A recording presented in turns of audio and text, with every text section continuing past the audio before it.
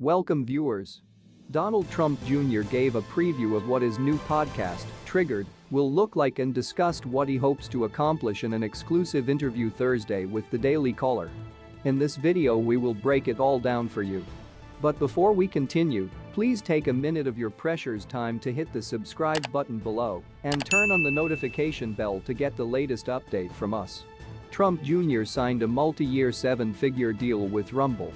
A source tells the Caller that the expectations were for about 75,000 viewers per episode.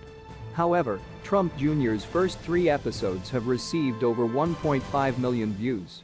The current plan is for Trump Jr. to release 2 episodes per week, with one episode focused on his take on the political issues of the day and the other episode featuring a long-form interview with a special guest. The podcast will not just focus on politics and will tackle non-political issues such as hunting, fishing and much more. I think it's nice to be on a platform that sort of like lets you say what needs to be said in a way that doesn't have the controls that you get everywhere else. And that means YouTube. That would mean corporate media.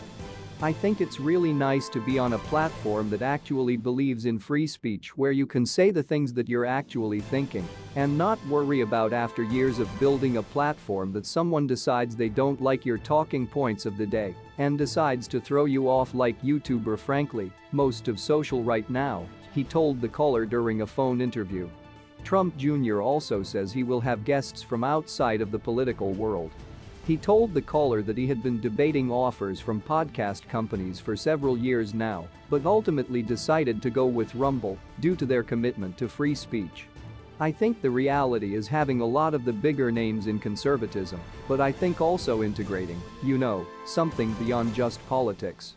I think, I'm blessed to be able to do a lot of cool stuff around the world and meet interesting people. And not all of that has to do with the political realm. Obviously, I fight for the things that I believe in. I've become, a very vocal voice in the fight for free speech and for liberty and all of the things that I used to think all Americans believe in. But that doesn't seem to be the case anymore, but doesn't mean I want to be fighting for that. So I think we could see a really interesting array, as we go further down the line, Trump Jr. said. I think that's the part of my life that gets pretty interesting. It pisses off some people, but again, I guess it's called Triggered for a reason. So we can have fun with that, he said. The other aspect of Rumble that's sort of interesting is sort of the interactive nature of people responding to comments and just sort of being able to go back and forth with the flow. That's what I love always about public speaking is I can get up there, speak for an hour. I don't even have a speech. But like if you're impassioned enough, the audience almost starts playing along, and they're going, and you can see what they're liking and talk about that further, and they'll give you the lead, so we can actually talk about all the things that they really want to talk about and have that component sort of be a little bit more interactive, Trump Jr. added. Honig has just released a book titled Untouchable. How Powerful People Get Away with It.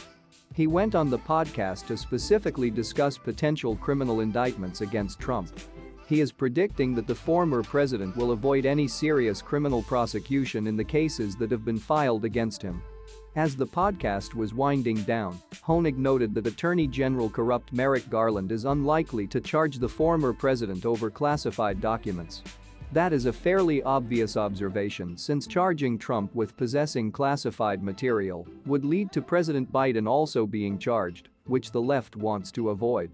Honig disingenuously claimed that there is a very obvious argument that Trump's conduct appears to be criminal, but Biden's and Pence's does not. That said, I do think the atmospherics of it have become much more difficult for Garland, and it's hard for me to envision Garland saying, on something that are both documents cases in the view of many, I am going to indict and again seek to imprison the guy who's running against my boss, but not my boss, and not Mike Pence. That's a tough needle for him. Please, what is your take on this? And remember to subscribe as well. Thanks for